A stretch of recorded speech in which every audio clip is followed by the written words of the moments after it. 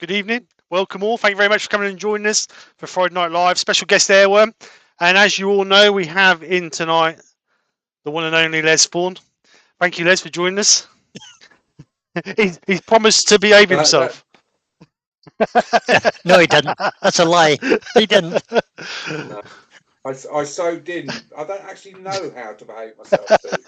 So, and also thank you to Brian for coming and joining us. So, as we always say to the guests, Les, the night's about you. People are obviously going to ask you questions in the chat. So, obviously, if you don't want to answer it, don't answer it. But Brian will read out the questions and let you know. And then, obviously, we'll go from there. So, if you've got questions.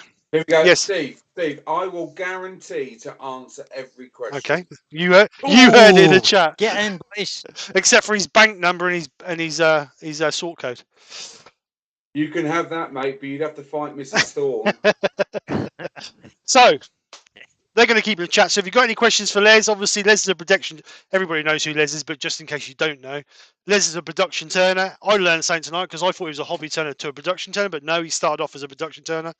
So he's a great knowledge about production turn. So if any of you guys have got questions about production turn or any turning, I'm sure Les is here to help. As always, that's what we have the special guests in for, to help you guys improve your turning. So what am I going to turn tonight? As Les called it, a piece of YouTube wood.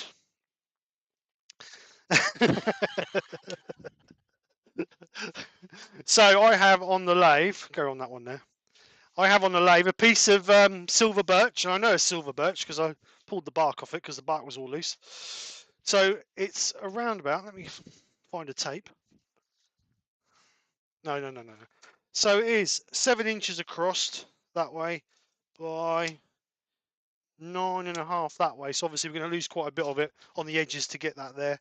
I pulled a hunk of metal out of there, which I found just before I put it on the lathe. So hopefully there's no more in it to damage my gouges, but we'll see what happens.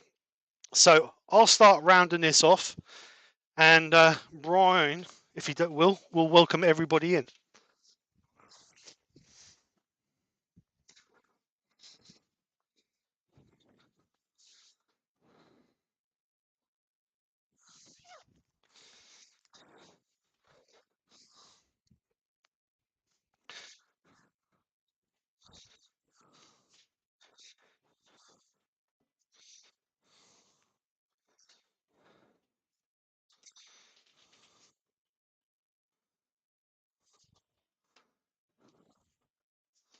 Yeah.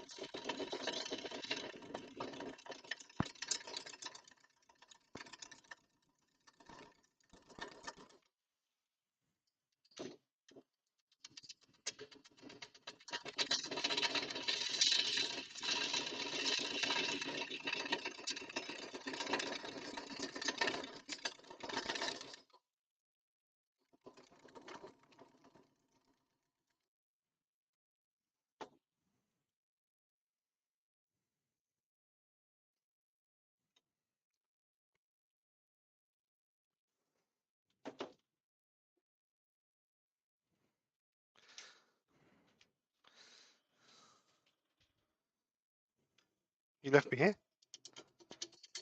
Oh, I was just saying, I thought it was...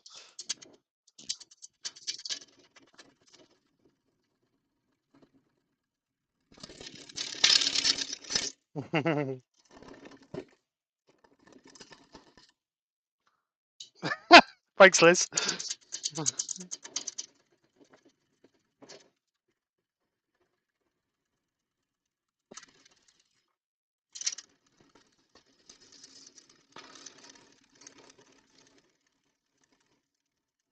Well, thank you, everybody, for coming over.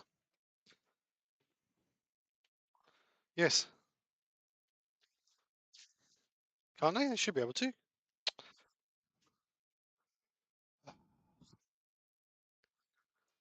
What the hell's going on with this blooming stream? I can't be reading all that out again. Well, I can because nobody heard it. Can you hear him now? I don't know what's going on with that stream sound. I don't know. Somebody just rang my phone as well, so that's obviously Mark or somebody telling me it's not working. Try that. Can anybody in the chat hear me now? I wonder. We can only hear Steve. It says no Les or Brian. Yep. I Try was that. just waiting. Now we can hear him. All right. I Says don't know. Susie, it's first on. Just don't- try yours there, Les. See, can you say hello Can to you- everybody? Can you hear me?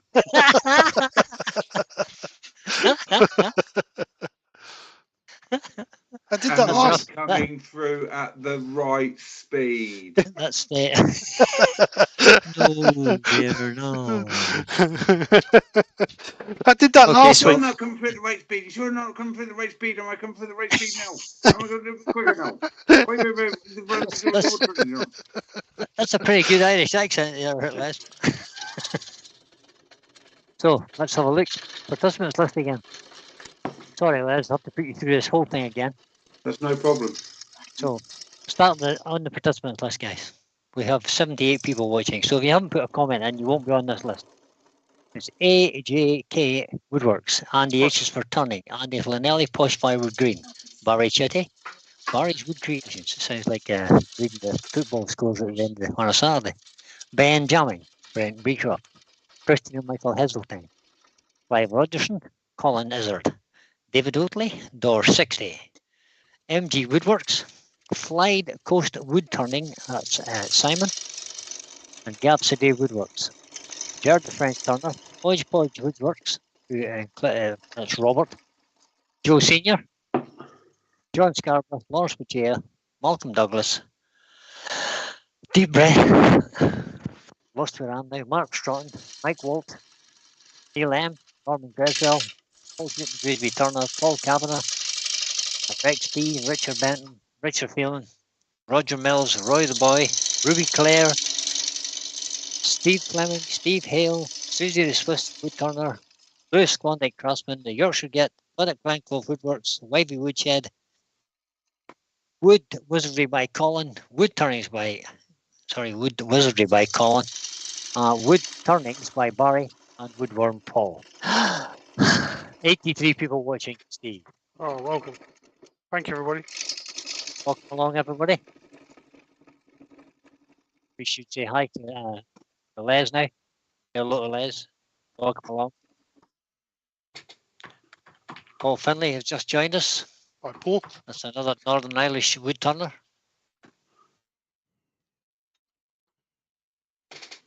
So, if I can get rid of all this crud on the side here, then we've got a fighting chance, haven't we, really? Mr. Mike Walt has obviously been cheeky again. Oh, I don't believe it with Mike. It's bound to be. I've just seen a comment there. It said the comment from Dave Oakley says, "True, Mike, but at least we can hear him moan and we can pick on him." So there had to be a cheeky remark there somewhere. He did send me a message beforehand and said, "Can you tell Les? Good job I'm not Earworm because I would have took the mick out of him." Les, you don't have to type that in. You can just say it. Well, I know, but I thought I'd type it just to make it official. Just make it official, okay? Because if I said it out loud, my wife would then know that I told you what she just told me. Okay. And then I'd be in trouble again. Well, you're going to be anyway, because I'm going to read it out. I've just had a hum from downstairs. All right, okay. So she read it herself then? Well, no, I think the problem is you've all now realised that as a professional woodturner, I don't live in a massive mansion. So you can hear everything that goes on.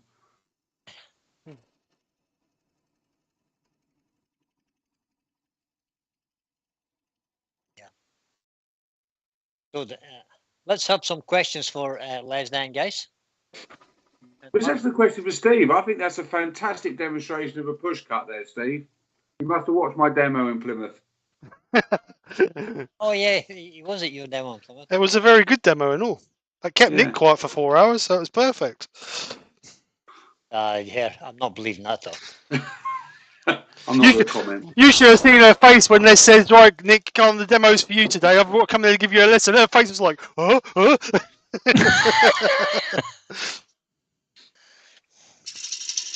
Mark the Gentleman Woodturner says, suggesting that you should not listen to a word that I say and don't believe anything I say.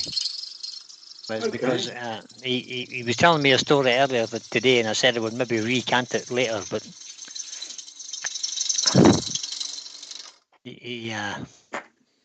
I think he maybe upset you at some stage when he called you a hobby turner at one time. Called who a hobby turner? Me? Yeah, Mark. He thought you had he thought you had came from being a hobby turner to a professional turner. Okay, yeah. And there was something along the lines of RPT was mentioned as well, but then that's a whole different story, so we'll not go there. Well, we don't need to go. I'm a liveryman of the Worshipful Company of Turners. That's exactly what you are, sir. Yeah. An august institution that has been going for a long time. What's that? The Worshipful Company of It has. Woodturning. Well over 400. It has had its royal charter over 400 years ago. There you go. That's impressive. Which was before Mike Walt was born. I was going to say, was Mike Walt not a founder member? No. No, he was just before he was born. They didn't have buses in them days, see? Oh, that's true. It had to be a coachman. He had no reason. They're actually one of the most important livery companies because they decided how big a pint was. Ah. So they were the most important in the city. They were the most important livery company because the pint depended on the size of a pint was what they decided it should be. Mark Beckett's just put in the chat there. He says, "I swear, Brian, I'm going to slap you, Sally." Well, if you tell me stories, I sometimes have to recount them, Mark. So it's your own fault. You just keep your mouth shut. You'll be fine. Susie has said the voice of Les is a bit quiet. Could you make him a bit louder, or as loud as Brian? Well, that's not going to happen. Les is not using a headset. Who wears the pants in a relationship, Les or Martin? Oh, that's a good question. You did say you was going to answer every question. I'll answer every question, right? You know what's quite interesting? And I will tell you this about the relationship. Now, those of you who know me very well know that my mentor was Gary Rance, who's probably one of the best production turners in the world. And on the same day, it was quite nice because what happened was I had to ask Gary a question about doing some pad foot legs. And so in the morning, I phoned up my mentor and asked about that. And in the afternoon, actually, Martin asked me about a tooling aspect when he was doing a piece. So actually, I thought that was quite nice that we all think we're fairly competent about what we do, but there are times when we need to call in the people that are better than at certain aspects of our craft and job. So that was quite nice. So that's what I would say. But if you want to run the whole truth, okay, anything with buttons is Martin's department. Okay. So basically technology. Very much so. Anything electronic and with technology-wise. Yeah, Martin loves his techie side. So Benjamin has asked, at what age did you start combining wood turning with stand-up comedy? When I found out that people would pay me for it. Yeah. That was. I wonder has Ben been to one of your demos? Is it? It sounds like it. That was always the my take on it always. I mean, it was like I did a demo at Cheam Woodturners, which is in South London on Wednesday night. I'd been turning all day. I turned the lathe off at 4 o'clock. The last thing I want to do when I go to a club in the evening is do my job.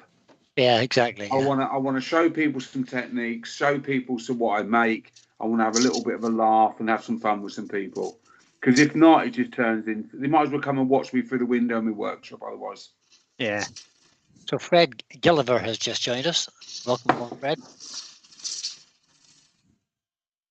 And Michelle Higgins. We have 94 people watching now, Steve. Watching you turn a bowl again. Oh, they're not here to watch me. They're here to see Les. Did I say that? Did I say that out loud? Sorry. Why have you gone question. all Paul cutty all of a sudden, Steve? Why? Don't know. Because I don't know. It's easier. Nice. You don't have to reach over the lathe. I can do a push cut if you want. That's something. No, that's fine. It's just, I mean, I was just asking a technical question. It wasn't a criticism. It was an observation. No, it's just no. I don't know. Just I was going to go around like that, and I thought, no, I'll just pull it. It'll be easier. Okay. Just to smooth the bottom out, really. You got to have a nice smooth bottom, ain't you? You have. You go in recess or spigot? Recess. Okay. So Todd at Glen Cove is asking you, Les, what is the best wood for production work? The wood that the customer supplies. Yeah. Because then if it splits, warps, falls to bits, it's not my fault. Okay, right. So the best wood, the wood I prefer to turn more than I would say utility maybe, takes crisp detail, sounds nicely. Tulip wood's pretty good because it's all consistent. So I look for a wood that's consistent that sounds nicely. Doesn't bunt the tools quickly. The worst wood for production turning would always be rosewood, or because it clogs the abrasive, or really resinous pine because it clogs the abrasive. But by far the worst timber is Douglas fir because it breaks out. You can be the best turner in the world, but Douglas fir is still a bit of a pain in the backside.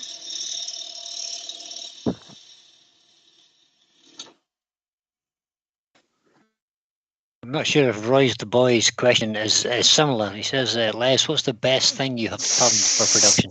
Maybe that's the best piece you have turned. So my best job. Now I have a couple of best jobs.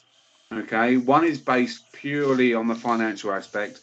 I turn thousands of hardboard discs. So 3mm hardboard. That's an eighth of an inch for people who still work at Imperial hardboard, and I turn them round and put a little step on them. And the reason it's a good production job is because the money is very good on it. They're used to put in the bases of metal lamps after they've wired them. So you get a cast metal lamp, they put a bit of hardboard in it, and then they put the base across the bottom. And that's a good thing because the money's good. I don't enjoy it. I'd enjoy it at the end of the day when I've finished.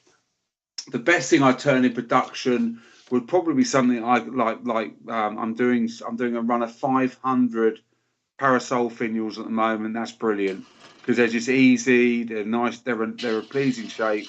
I can get the radio on, just blast them out. It's a mindset. You know, you time yourself. You do things like that. It's a different mindset than any sort of hobby turning or anything, or creative turning. Yeah, it must be a huge difference in mindset because I mean, I go out there and I could spend 4 or 5 hours just on a simple bowl. Whereas if you're turning a bowl, it needs to be in and out Blimey, in Brian, minutes, I was going to offer you a job. I don't think I will now. I said I could spend. I don't have to spend it, but I can because I'm retired and I don't do anything else. And you know, and if any of you came along to Wizardry in Wood, I mean, every 4 years I do this show in London, and that's my time to be creative. And I really enjoy going up on a Saturday or Sunday in the workshop and just turning a few bowls and with no pressure. And I actually really do get a bit of a buzz out of that still. Yeah. But once every 4 years. That ties nicely into Susie's question there. She says, Les, do you not get bored with doing large amounts of the same thing? Yes, I get bored sometimes because it's a job. Like most people get bored with a job. But I have I have the teaching side of it. I have the demonstrating side of it. The production side of it. I now have the retail side of it. So all encompassing. I have lots of strings to the bow, and I probably wouldn't want to do all of one all of the time. So I wouldn't want to teach every day. I wouldn't want to demonstrate every day. I wouldn't want a production turn every day. It's the whole encompassing, the whole thing together. And some days I have good days at work. Some days I have bad days at work. So but we all have them anyway, don't we? Yeah, exactly. You know, it's a job, and I still, and if people say to me, what gives you the buzz? It's still like I had 4 beginners yesterday in the workshop, and the fact that I can turn a perfect bead pretty much with my eyes closed every time, Yeah. With one cut down one side, one cut down the other side, it still amazes people. And I think that's what keeps me young. Cool. Well, So we have Grandma Ruth Tube has just joined us. She says, hi, everyone. Another question for you here, Les. It says from Steve Gordon. He says, what's the most prestigious job you've done? Oh, that's really good. Okay, so I've got work. I did a couple of large finials for the Queen's Gallery at Buckingham Palace. Ooh, So nice. that's quite a good one. I've done I did a massive finial, a large diameter finial that took the weather vane at Maidstone Town Hall, which is quite a good one. I've also supplied some bowls to the former First Lady, Barbara Bush, in the Very White good. House. So that was quite a good one as well. So yeah, I've done some. You've done a few stuff then. along the line, and there's a lot of stuff that you do sort of second or third hand. Yes. You know, like the Queen's Gallery stuff. I mean, I'm afraid Liz didn't phone me up and said, you know, can I have the finials, please? Yeah, good morning, Les. I haven't quite got the royal appointment yet. But no, I mean, I was the first person to do a live modern wood turning demonstration in Apothecaries Hall in London for the Worshipful Company of Turners. So I've got that accolade as well. So yeah, I've done some pretty good stuff. But you know, as I always tell everybody, I've been very, very lucky on my wood turning journey. I've been in the right place at the right time on many occasions. Yeah. So you know I'm very, very, very humble at times about the fact that you know people want to see me do what I do for a living. Yeah. So leading on from the most prestigious job, the question Rex B is asking, what piece does your wife like the best? Oh, do you know what? Actually, I can remember wanting to buy a new lathe years ago, and she said she wanted an 18-inch pepper mill, and she still never had, and still not got an 18-inch pepper mill. Oh. I spent about 4,000 quid on a lathe, but she never got the pepper mill. Yeah, I've just heard she's still waiting from downstairs. Yeah, I mean that yeah. So what does my wife? She likes Nick Agar's work. All right. Okay. Oh yeah. Yeah, typical. See. Yeah. So Mark is asking, Les, in your opinion, what qualifies someone to be a professional turner? That's a very, very good question. Right. So professional dictionary definition, you can tell you may be able to tell I've had to answer this before. Okay. The proficiency versus earning a living at it. Okay. I would say somebody who's professional is somebody that's proficient at turning who makes money from it. Okay. Okay, that's all I can say with that. I would say, I mean, people say to me about, you know, what one of the other questions that leads on for that is people say, what's advanced wood turning? Okay, and I don't think there is such a thing as advanced wood turning. There's people who've never done it, there's people who are beginning to do it, and there's people who are doing it a bit more. Yes. And that's it. It's a very good question, but a very difficult question to answer. Yeah. But I would say, you know, if you consider yourself you are making money from it, or you are selling your work, you are therefore a professional turner. And that leads us on to what makes a production turner, because you hear that bandied around. Yes. And those of you who have been a turner for a while will know about the late great Bert Marsh. And Bert Marsh never considered himself a production turner. But he production turned fantastically shaped, beautiful bowls. Yet he never considered himself as a production turner. Yet he is a production turner because he's by producing by definition. Yes. So that's my thing. That's a very good question, but slightly difficult to answer. Yeah. I'm afraid. We'll let you take a drink before I ask the next question. No, keep going. I'm fine. So Roy the Boy has asked, Les, have you ever turned something for yourself? Yeah, I've got two pepper mills that I made for myself. Not an 18-inch one. So what you're saying is, have I ever turned anything that I've kept? Something you've just done because you wanted it, basically. Yeah, I turn stuff for when I do wizardry and wood and stuff like that. When I do these shows, I will turn something sometimes just because I want to, or I'll turn something. But generally, my turning will always have an added value in the fact I might want it for a demo, I might want it for something else. Yeah, but I still, as a production spindle turner, I find bowls quite easy. And I find I'm under no pressure when I'm turning a bowl, so I actually quite like bowl turning. Right. I quite enjoy, and I quite like square bowls with round, round bits and stuff like that. So, and I like turning bowls thin. with wings. Yeah, and I like turning thin. Those of you who see me do my wet wood demos where I turn to less than a millimetre, I still get a buzz. You still get a buzz out of that. That's nice shavings, no dust, and it's quite nice to turn something useless. Yeah, it's useless. Then you can stick it on the shelf and watch warp. Yeah, well, watch the warp. I mean, I've got one in the classroom at the moment where I say, and it's lovely. It's warped beautifully. Yeah. So Robert from Hodgepodge has said a question. He says, "What in wood turning have you not tried that you want to try at some point?" That's an amazing question. What in wood turning have I not tried? Do you know what? I would say I've not tried resin. Okay, I've turned resin, but I've not tried doing it myself. Okay. I had the opportunity to get into resin right at the beginning before the pencil bowl, if you know.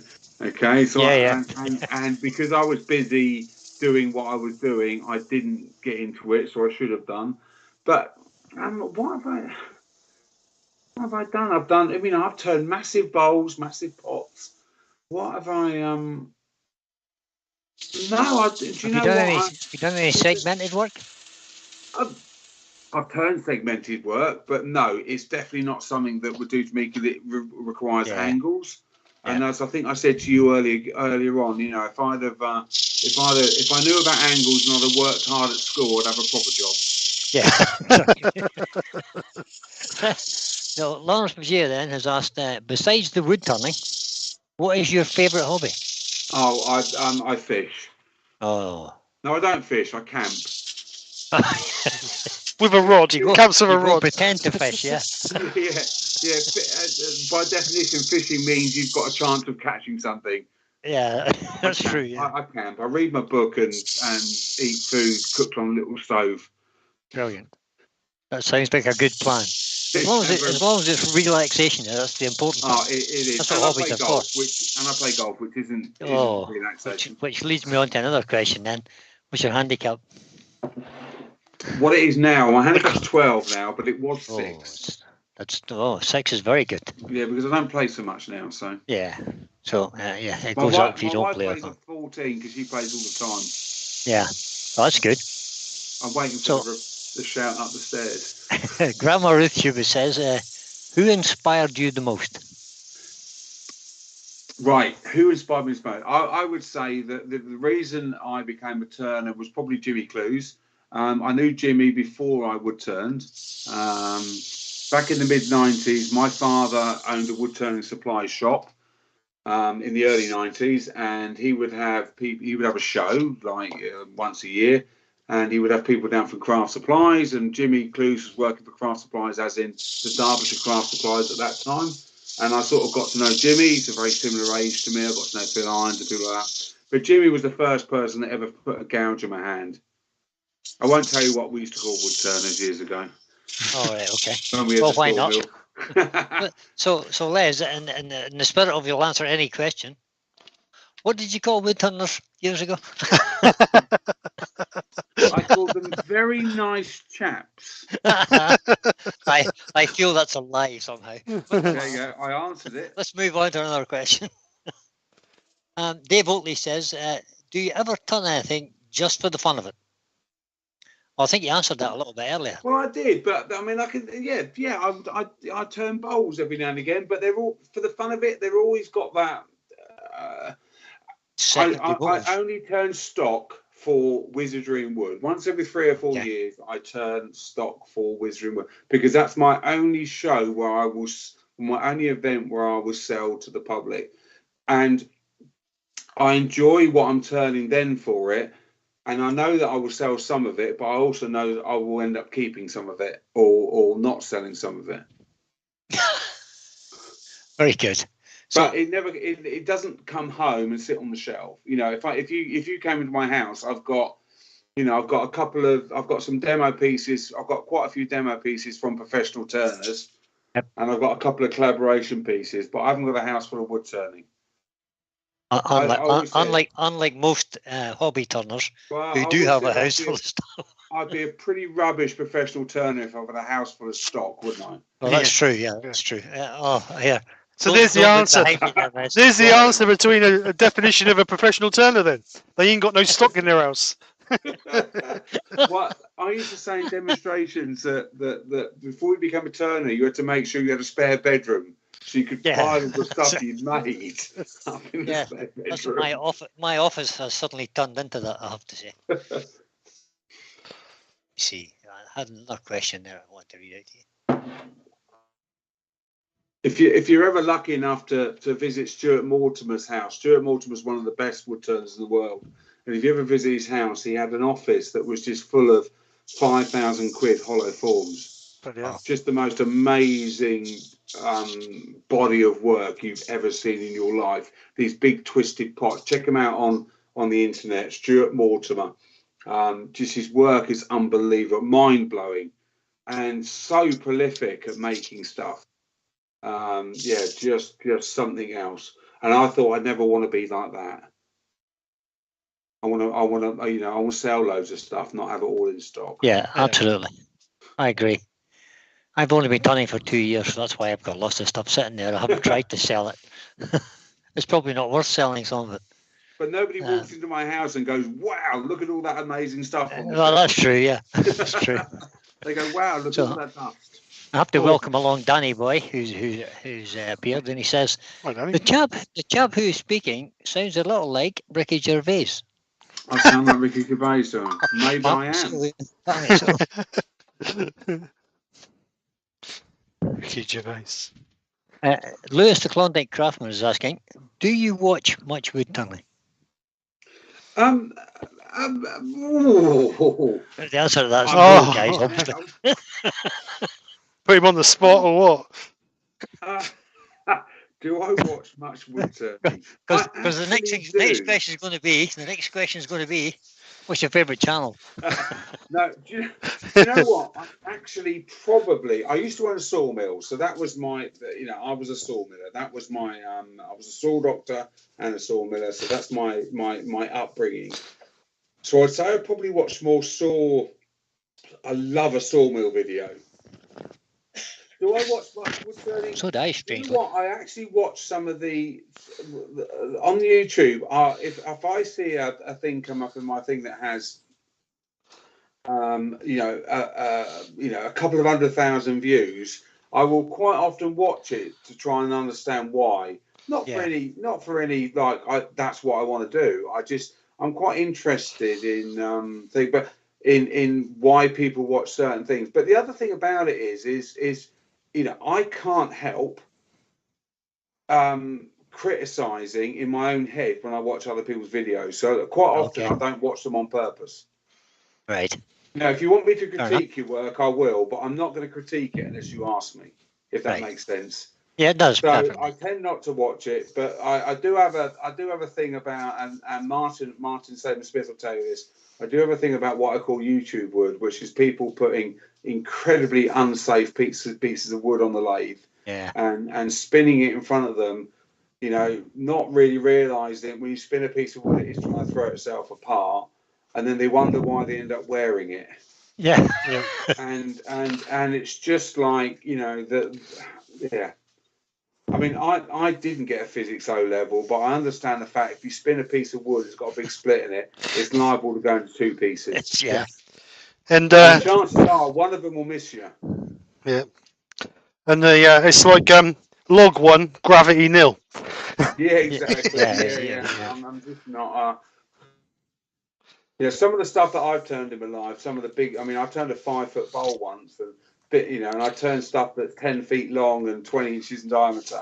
I turn wood and projects that you have to risk assess yourself every time you go to the lathe, because if you don't, you're going to end up with causing yourself harm. And I've had bits come off the lathe, and luck, touch wood, majority of the time they've avoided me. Yeah, I've had a couple of bits come off just recently, in fact, but that was due to bad mortise size, made it slightly too big, and got a catch basically, and that just let loose. We all have catches. I mean, Yeah, I had one about 4.5 years ago, I think. 4.5 years ago. I had one about 4.5 minutes ago.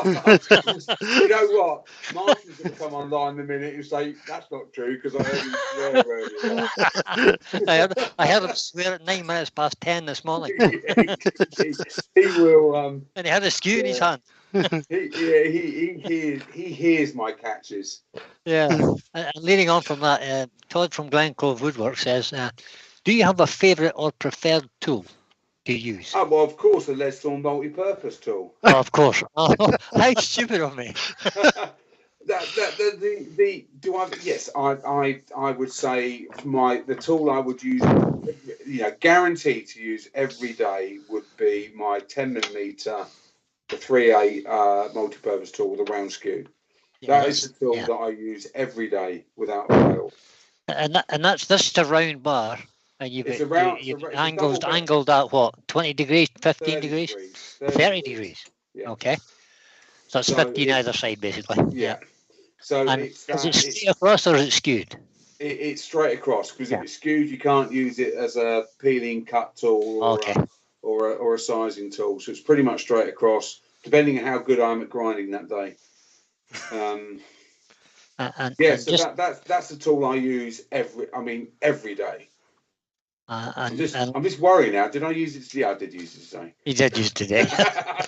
So Les was before we came in, Les was talking about the wood turning shop that Les and Martin obviously run together, and they're having a bit of trouble transferring the websites from one server to another. Basically, not trouble. It's just been. If anybody understands it, it's just been a bit longer than we. Yeah. So the tool Les was just talking about is available in the wood turning shop, and I've just popped a link into the chat that will take you to the wood turning shop, because if you try and Google it, you won't find it currently, because the certification is not quite right, and it's not. Google isn't finding it. So that link will take you to the shop if you want to go there, guys. Perfect. Thank you for that. Not a bother. Well, you say that we run it. Natalia, Martin's wife, runs it. Well, Natalia runs it, yeah.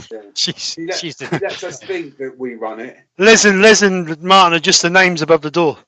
Yeah, she lets us think that we run it. They just do as they're told, basically.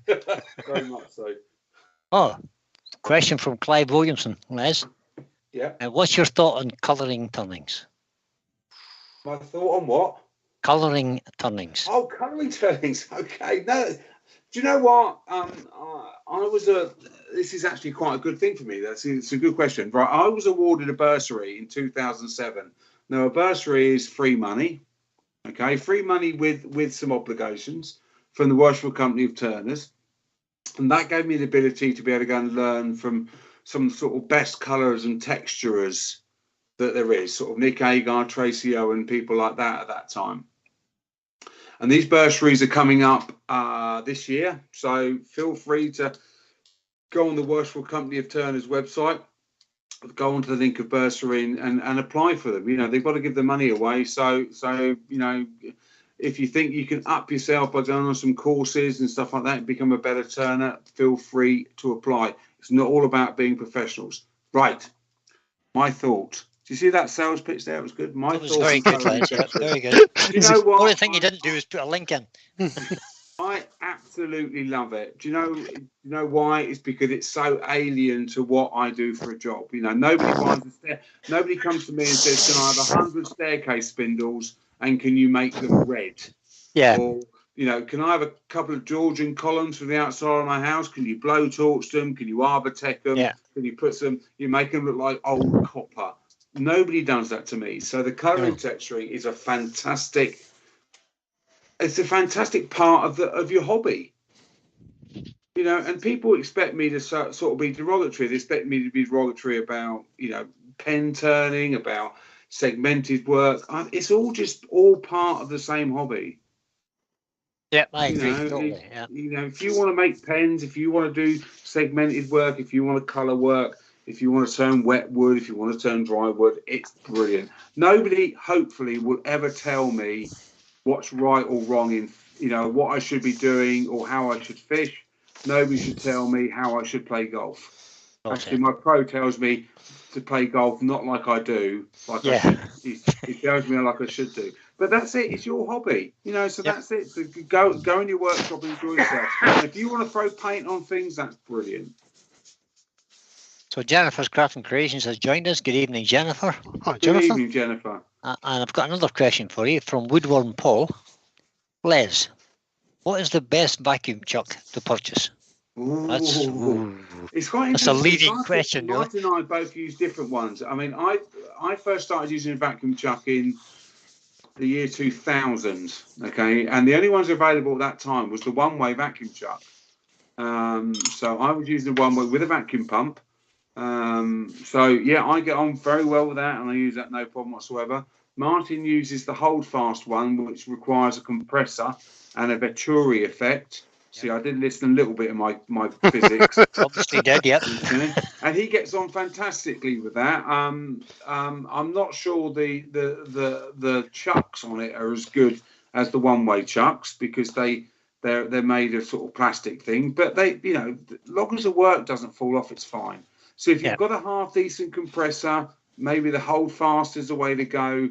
If you've got, you know, if you can pick up a vacuum pump secondhand somewhere, maybe the one-way system's to go. The only thing about the one-way system, it does rely on you to have a thread on your outboard, where the hold-fast system, I believe, just has a tube going through, and you can use it on any lathe with a hollow headstock. Cool, that was a technical question this time of night, wasn't it? Oh, I've got a better one now. I've got a real Go on then. question. I'm reading. I'm trying to ignore these. See. Okay, so Mike Walt has We'll ignore Mike. Good old Mike. Could Les explain the benefits of a recess or spigot for really, holding different pieces? Really, that's a good Mike, question from Mike. Really, Mike? Right. Well, as a learner here, like he is. As a newer turner that Mike is, you know. But a turner with less experience. My take on a spigot versus a recess, okay, would be I would always use a spigot because I find a spigot a more versatile fixing. In fact, it gives me more options. In fact, I can remove it, I can leave it, I can curve the bottom of the bowl, make the bowl round bottomed. I could dig a big hole in the bottom. Okay, so I would find a spigot generally more versatile than a recess. So I would use a spigot because of its versatility. Okay. Okay. And does the fact that it's wet wood or dry wood make a difference? To me, no. To other people, possibly. Yeah. It's one of those. It's one of those. All I would say is, you know, I don't give a monkey's what you do, okay, whether you use a spigot or a recess, as long as you're all, you know, feeling safe when you're doing it. Just remember, if you do ever put a piece into a competition and I'm judging it, if you've not remounted the bowl and re-cleaned up your spigot or recess, that's laziness. It won't get marked. Good. Okay? To me, it's not finished, but that's my own personal view. Cool. John Scarborough is asking, he says, what's your most expensive mistake? Oh! Careful, the wife's listening. Careful. So what you're asking me is there ever been a point where I've had to say to the customer, there was a fault in the wood when something I did was wrong? That's what you're asking me, aren't you? Well, not really, no. What I would say is my most expensive mistake. I coloured a piece of Master Birch once,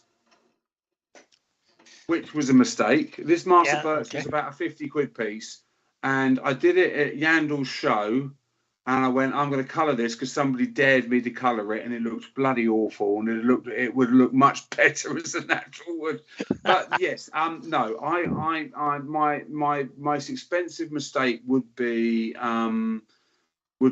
cutting a piece of wood, would be removing a piece of wood that I wanted. Okay. Okay, on a piece of wood that the customer had paid a lot of money for. Okay, but I've wiped. Luckily, my therapist has wiped them from my memory. Well, that's okay then. That's fine. No, So you're back to saying again. That's good. yeah, So Grandpa Jim has joined us. He says hello, group. Thank you for coming in, Grandpa Jim. That's a great question. That one. And Roy the boy has asked, how many times a day do you sharpen the tool you use? Hey, sorry, what was that again? How many times a day would you sharpen the tools you use? Oh, I had this credit. I sharpen them when they're blunt. Yeah, exactly. That's what I was going to say. Which sounds incredibly flippant, and you have to sort of make it sound not flippant. Basically, it literally is a piece of string question. Okay, now I was turning something called tooling board today, which is a new product to me. It's an epoxy resin. And I said, I reckon I sharpened my roughing gouge 4 times today. I reckon I was scraping quite a lot of it, as you'll see when I post a video of me turning it tomorrow on. I reckon I sharpened the scraper probably every half an hour when I was working it. So actually quite good. But I've turned bits of wood where I've sharpened every cut. Oh, yeah. Okay. All I would say about that is every tool that you pick up is blunt. Always remember that. Yeah. So just because you sharpened it 2 days ago and you pick it up now, it doesn't mean it's still sharp. Treat every tool as blunt and just be confident about sharpening. Can I just say, Steve, that's a great technique, mate, but open the flute a little bit as you go towards the centre. All right, mate, thank you. He's going to have a massive dig in now. Yeah, exactly. We see him catching the left wing on this as he goes in. Get that flute open. Go on, you can do it. You can do it. Oh, beautiful. Actually, trouble is, I'm getting a delay, so. See, just want to get a little bit more open. You get the middle there. See, I can't help it. I can't help but no, that's fine. Help along the way. John Scarborough's having to leave. He says, interesting to listen to you, Les. Unfortunately, he has to leave. He says, goodbye, all. Okay, so, well, I'm sorry I've got to leave because I'm just about to have another cider. It'll get even more interesting then. Absolutely. Were you watching the news earlier? And did you see the big tree getting blown down in Bude? No, we've had a few round this way, actually. There's a big tree in the it seems to be right in the centre of Bude. I don't know, in the town centre or whatever it's called, the square or whatever they call it. A big tree was blown down, and our good friend Mark, the gentle woodturner, was hot-footed it down to sea, and he's holding a piece of it. Good. Chainsaw chasing. That's what you do this time of the year. Yeah. So the local museum was asked them to, and some other woodturners to make something from it, so they can put it in the local museum. Oh, fantastic. Because apparently the tree's over 200 years old. So they want some mementos of it. Wow. You'll be pleased to hear we're kind of run out of questions, Les. I did see one question on there. Actually, I've got a minute to go up on there. Oh, Ruby, thank you for that, Ruby. Ruby's just said the bursary for the World Cup turners is only for British turners. I'm afraid it is at the moment. I think Ireland and Great Britain and Ireland, I think, are eligible for it. So I'm afraid, Ruby. But go on, apply for it. See what happens. I'll stick up for you. Yeah, Robert from Hodgepodge says, Les, do you hand sharpen or use a grinder? Right. Okay. So hand sharpen on a grinder. On a grinder. Right. I do all sorts of sharpening. Okay. Being a saw doctor, and that's what my profession was. I'm not obsessive about sharpening, but I'm more than interest. I take an unholy interest in sharpening the tools. So I use all sorts of systems. Generally, in my production shop, I use CBM wheels, and I will use a jig sometimes. Sometimes I freehand. It literally depends on how often I have to sharpen. If I'm sharpening really often, I sharpen freehand. If I'm sharpening every now and again, I use a Tormek jig on the dry grinder. That's my preferred in the workshop. But as you know, and then to quantify that, I'm going to tell you what I would tell my students when they come in the workshop. Okay, the best sharpening system, without a doubt, is the Tormek. It gives you the best edge. Okay, a diamond wheel on a Tormek, wet ground will give you the keenest edge, but it's incredibly expensive. Yep. Okay, so I'll say that the easiest to use sharpening system, without doubt, is the Pro Edge. Yep. That's been a game changer for a lot of people. And I think the Pro Edge is fantastic. If you're not going to be, if you don't want to spend time learning the little boys about, sharpening tools, the Pro Edge is absolutely amazing for that. The most versatile system is probably the Wolverine grinding jig with a CBM wheel. Because as you get more involved, especially if you're bowl turning, it will give you the variations of grinds to get the best out of your bowl turning. I might use 4 grinds of bowl gouges, 4 different grinds, and the Wolverine will do each one of those. But it's a little bit more difficult to use than the Pro Edge will learn to use. So that's how I recommend to people. The problem about sharpening is, you have to throw money at it to solve it. Yes.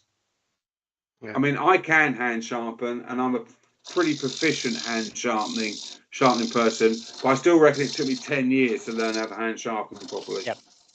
I could never sharpen a tool before until I got a Pro Edge, and then it became it's repeatable. And I can't get a sharp tool. Fine. One thing I did with Martin was actually when I first went into business with him, I said, "Now put the tool on the platform and pretend that you've got the swinging arm bit." And actually, once you've got that action with the swinging arm, you can then replace the swinging arm with your fingers, and that's how you can learn to hand sharpen. That's good advice. So that's quite nice. So if you're proficient with the Pro Edge and you're happy with it, put the tool on the platform and have a go at sharpening it freehand. See what happens. I'll try that. So Rex B has asked you question: have you got any wood pieces from other turners in your house? Have I got any wood pieces? Any pieces made by another turner in your house? Yes, very much so. I've got I like collecting demo pieces from professional turners that I've seen make. So I've got a Simon Hope, I've got a Stuart Mortimer, I've got a couple of Gary Rances, I've got a collaboration I did with Nick Agar, I've got one of Nick Agar's wall hanging pieces in my workshop. Funny enough, I've got a piece of Martin's in here. Maybe I'll. But yeah, does that speak volumes? Just take a bit out of the shop, you'll be fine. I sort of like stuff that I sort of need to have seen it been done. Yes. Okay. To have it. I mean, I haven't got a massive house. I know that I'm obviously an incredibly wealthy craftsman. But no, I haven't got a. I've got like I said, a couple of collaboration pieces and a few other pieces and stuff like that. But no, I haven't. I haven't got tons and tons of wood turning by other people. I'm not a collector of wood turning in that respect. I always say that I'm an appreciator of wood turning rather than a collector of it. So Steve Fleming has got to go. He says, thanks, Steve and Brian, for everything. Hope to see you, Les, in April at Sandon Wood Turners. Okay, yeah, I'm doing a demo at Sandon Wood Turners, which is the club just outside, I want to say, Chelmsford. So that leads me on next to say what's coming up next, Les. What, for who? For you. For me, I'm going to work all weekend, making round things. Making round things again. I'm afraid. I've got to finish some more tooling board and stuff like that. Martin's teaching all next week. I've been teaching most of this week, and then I'm teaching all the following week. And I've got piles and piles and piles of wood that customers want me to make round. And what about demos, Les? Demos wise, I can look. Take any load tools on there, because this is one thing that I have learned. I now have a Google Calendar. So have I. It's a great thing. Fabulous, good. because my wife's on it as well, and so is my son, and we can all put our dates in. And I think it's good, but I still have an old wooden one. A wooden one as well, as they say. A wooden one, yeah. You have a paper one sitting at the side of the telephone. Paper one. Do you know what? I haven't got a demo now until. Well, that's quite good. The 17th of March. Oh, that's good then. That's a good one. That's Thursday, 17th of March. I'm at Ashdown Woodturners, which is near Gatwick Airport. And then I've got, it's just loads of teaching, really. The demos don't start again, really, until a bit later on. But we do, here we go. I will say this, on the 8th and 9th of April, for any of you that are fairly local to us, we are having an event at the Woodturning shop. Okay, we've got a couple of professional demonstrators coming down to do some demos.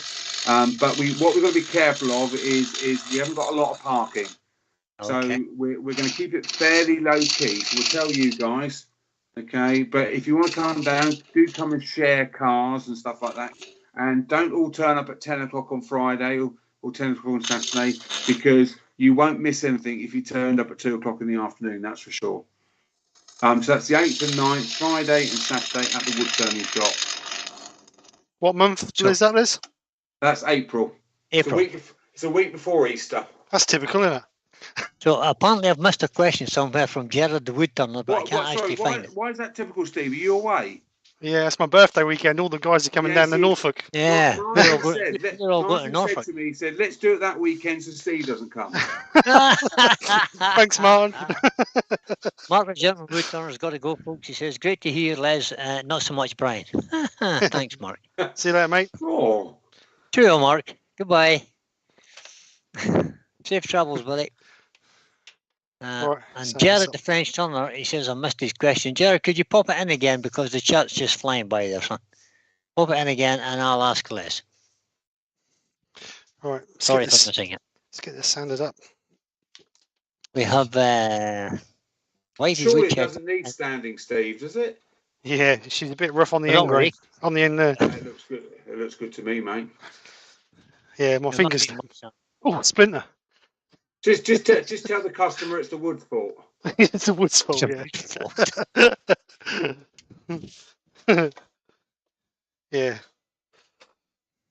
Roy the Boy says, this is the quietest Steve has ever been in one of his lives. Oh, I'm just listening. It's fascinating. I love when the earworms come in. I mean, the special guests come in, because they've got so much to... I mean, the background, history and everything. I just love it. Yeah, I'm interested in sawmill days. I love watching sawmill videos. Definitely. Love the machine. I used to live on an estate in Scotland, and it had the farm, and it had a bit of forestry, but it had its own sawmill. What most estates did. We actually started over 100 years ago as an estate sawmill. Yeah, it was a fabulous place. Used to love watching the guys putting the big trunks through the bandsaw. Basically, is what it was, a bandsaw. The trouble with it, Brian, is so annoying that even in those days we had video cameras, and we just never took enough footage of it. No, we just never. I mean, we've just done one of my older brothers done our family history, and we were scratching around trying to find photos, and we took so many bad photos, and none of them were really. We just we should have just documented everything that we did. Indeed. And we didn't, because it just wasn't, didn't seem important at the time. So Jared the French Turner's question, Les. Yes. He said, I heard on the grapevine that Martin and Les bought the Vicmart off-centre chuck that Jan Marat uses. Jan Marat did a demo for the 360 Club there not so long ago. Yeah. They used that off-centre chuck. And he said, his question is it worth it? Oh, God. Of course it's not. Okay. Okay. Do you know what that would be like saying, if you looked at me when I was fishing and you looked how much fishing tackle I had and how much it all cost, I'm not going to say how much because my wife might be listening. Okay. And if somebody said, £12.99. is it worth it? Well, of course it's not. You know, I've been beaten by golfers with, you know, golf clubs from the tip. Exactly. Yeah. But it's your hobby, and what I would say to you if you came on a course with me, Gerard, is I would say, you know, is there more important things to buy on your hobby than the off-centre chuck? And quite possibly there is. Now, luckily, when Martin and myself pulled our equipment a couple of years ago, we've pretty much got everything covered. So yes, for us, it was an added bonus to our wood turning arsenal, for want of a better thing. Yes. But it's, you know, if it's your hobby, I mean, when I used to, I mean, my demonstrating day started with tool demonstration, and you'd have two type of customers. You would have the customer that would say, I can't afford that because it's only a hobby. Yep. And then you'd have the customer that says, I'm going to buy that because it's my hobby. Yeah, that's right. Yeah. And you have to work out what sort of person you are before you take the plunge on that. I mean, I've always been, I want the best equipment in my hobbies. Always have been. But I understand there are some fantastic fishermen and golfers out there that haven't got the equipment that I've got. Totally agree. And that's it with the chuck. You know, it's like, if you said to me, is it worth that, or should I've only got one scroll chuck, should I buy 2 more scroll chucks? I'd say buy 2 more scroll chucks, because you'll get more use out of not having to change jaws. Yeah. Correct. That's what I would say that's too. it. You know, you paid your money and takes your choice. Luckily for me and for Martin, neither of us have to sell you guys equipment to pay the bills. We both have separate business. We both have other businesses. Yeah. So when people come into the wood turning shop, we're not into, you need to buy this at all costs because that's how we're going to feed our children next week. Yeah. And this will make you a much better turner, or when patently it won't. Or not buy it. It's as simple as that. You know. Exactly. You know, I'm not saying we don't care, but it's not a. Now the tally is different, of course. Yeah. We'll turn you upside down and shake the money out of you. And Robert from Hodgepodge's question is, have you any plans to go to the States for the AAW or the SWAT symposium? Right, now Martin's doing the SWAT symposium this year, as far as I'm aware, as a demonstrator. I'm not going across, I'm afraid. I did it in 2001, I think, the AAW. I'm in the trade show area. No, I'm so busy in the UK at the moment, I don't need to travel. There's been talk about me doing some stuff with Nick Agar in the future, but Nick's so busy and I'm so busy that we're not going to, that this year, no, maybe next year. I'd love to come over again and you know, drink some, you know, some cold beer with my American friends, but definitely not this year for me. I don't know if this is a leading question or not, but Stephen Gordon has put in, Les, what's the benefits of using your one-way lathe over, say, a Wadkin? Do you want the honest truth? Should I be honest? Yep. Be honest, well, brutal. I got the one way for nothing. Yeah, that's as simple as that. I was. You have 2 one-ways bolted together, but haven't you?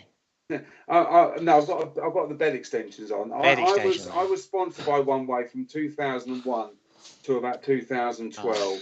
So I did at one point. I owned 4 one-way lathes. So yeah, I love my one-way lathe. Don't get me wrong. I absolutely adore it. And it does everything I ask of it. And touch wood, it's 21 years old this year, and it's never given me any trouble whatsoever. And it's worked bloody hard. So yes, would I have a Wadkin if I was starting again as a professional turner? Only if I could find one without a clicky belt. Okay. If those of you don't know, they have the old belts on. They have the webbing belt with a little clip, and they make a clipping noise when they go around. Which I've continually taken out the Mickey out of my my mentor Gary Rance about his clicky belt lathe for 20 years. So now I can't own one.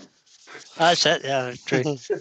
Because you would get some stick back again. I would get some stick back. Yeah, it would ruin all that 20 years of banter. Yeah. So Lewis the Convict Craftsman says, I spent far too much time in sawmills when I was young. Wish that had been the case. I thought And it said Clive sawners. Rogers says, Les, you can buy a carbon rod for $12.99 these days. You Carbon can. pressing rod. Yeah. You can, but it hasn't. But you know, it's not got the same name tag as mine, though. Yeah, that's the trouble in it. Like I And said, Jared, you're not going to get me to tell me how much you're not going to get me to say how much mine costs. When my wife might be listening. no, she might be listening. And, No, and don't. also, being a carpenter, $12.99, Les. I have to buy 3 of the same as well. Yeah, that's the trouble. Well, there's a kind of thing in the YouTube wood turning fraternity that everything costs $12.99. Oh, okay. Is See that what I mean? thing? So the wife knows that it's $12.99. $12.99. It's just where she puts the decimal point is the point. Exactly. Is the problem. $12.99. Well, it gives you 30 days grace until the bank statement comes in. That's what it Yeah, does. exactly. to make up your excuses and hope she's forgotten. Jared French Turner's replied. He says, not that I really want one. This is talking about the off-center chuck. Okay. I just wanted to find out if it was really good or not. If it was really that good. Martin's had great fun with it, so yeah, of course it is. I mean, it's Vic Mark Engineering, so it's going to be good. It's John Francois' design. If you look at John Francois Scalon's work, it's completely bonkers. Okay, I mean, I should say to him, I spend most of my life, trying to get my wood to run true between centres. When he goes, that's the bane of my life. He goes, and so it's going to be a good combination. Yeah. And and you'll probably never get me to whether something's worth it or not worth it, because if you're willing to pay for it, it's worth it. If you're not willing to pay for it, it's not worth it. Which sounds very flippant, but it's the only way you can be. Yeah, but some people will just buy stuff to say they've got it. Well, Steve, yeah, and the problem with that is, I don't think there is a problem. Well, no. If you've got the funds to do it, that's great. Yeah, I mean, I've got. Yeah, I won't go into my fishing tackle. No, I wouldn't. No. I'll shut up now. I've been in the fishing shop. I'll shut up now. It's probably much safer. I need to call downstairs for another cider. Elizabeth. Oh, I think That's really good. What have you put on that, Steve? Let's get back to the demo. What have you put on that? This is Yorkshire Grit Original. Oh, is it? Yeah, I've took up to 240 grit. I'm just going to put Yorkshire Grit on it. We did have a question earlier. I've never used Yorkshire Grit. Isn't that interesting? I was just going to say, we had a question earlier. Has Les ever used Yorkshire Grit? But there you go. But as a production turner, you're not producing things to a fine finish, basically. Well, no, I am when I'm doing my. Well, thanks for that, Brian. Like spindles and stuff like that. What I would say is, 90% of my wood turning goes out the door unfinished. Yeah, that's what that's what I'm trying to say. I think that's what Brian was getting at. Do you know what? I don't, because it wasn't available when I started, of course, and so I finish. Oh, my face is red now. I finished my work. I sort of keep things simple. I use a lacquer finish on most things, but on a bowl I use an oil finish because it's quick and it's easy. But sometimes I'll oil the outside of a bowl and I lacquer the inside of a bowl, or vice versa. I mean, but so I've never found the need, but it's something I probably do need to play with, because I understand it works quite well. It does. It works very well. You need to sand. All you need to do is sand and seal it, sand it up to 240 grit, and then the original will take it up to about 1,000 grit without any dust, which is the big. Okay. Yeah. Which is the big. I literally only ever sand to 240 grit anyway. Right. That's fair. Yeah. That's what I was trying to say, Les. Most of your stuff goes out just sanded up to 240. Yeah. Because it's going to be painted. Or I mean, 120 grit, 180 grit, whatever the customer. One thing about this tooling board I did discover today, which was quite nice, is because of you can shape it quite easily with 80 grit. So I was shaping it with 80 grit, and I thought, and you just go straight onto 240 grit. It's brilliant. None of that malarkey going through the grits. It's like I want a material that I hate sanding, so I'm gonna make some material that's really, and it's brilliant for that. But £500 a sheet. That's a problem. Yeah, it's expensive. And it's a small sheet too. Yeah, it's a small sheet, but it's 3 inches thick though. Mm. So, guys, if you haven't hit the thumbs up button and you haven't, and I can't believe you haven't enjoyed this evening, because Les has been really good fun and answered every question that's been asked of him. Hit the thumbs up there, get button there, If guys. I put a dislike in there, does that like? Yeah, click doesn't really make any difference, you know. We won't hold it. We won't hold it. We won't hold it against do you. that. I've undone it. Jared the French turner, who is retiring in 368 days, says he's a chef. He's going on about this. How He does, he's a chef, of course. He says, when I resell all my knives, I might be able to afford the off-center chuck. Believe me, there's probably other things in that you need in your armory before the off-center chuck. Come over to the UK and have a play with Martins. Sorry, ours. Ours, yeah. And half of it's mine. But it's Martin's, really. But it lives in Martin's workshop. He's playing with it, yeah. It's one of Martin's toys. It's absolutely fine. It's quite nice. That looks really good, Steve. Well done. Thank you. It does look really good. Not bad for a bit of YouTube, would hey?